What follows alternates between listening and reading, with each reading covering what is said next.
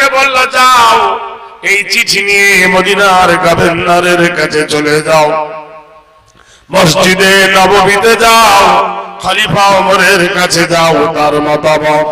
হযরত আমিরুল মুমিনিন ওমর মসজিদে নববীতে চিঠিখানা পেলেন। চিঠিটা লিখে চিঠির উল্টো পিঠে ওমর মাত্র 4টে বাক্য লিখলেন, বলুন সুবহানাল্লাহ। হযরত ওমর ডাক দিয়ে বলে, ইয়া আইয়াতুল বাহর নাহনু আসহাবে রাসূলুল্লাহ, হে সাগর রে, হে দরিয়া রে, আমি আল্লাহর নবীর সাহাবী বলতেছি, সাগর রে, ফাইনা নাযিলু, নিজেকে তুমি প্রবাহিত হও না, আমার আল্লাহ তোকে প্রবাহিত করে।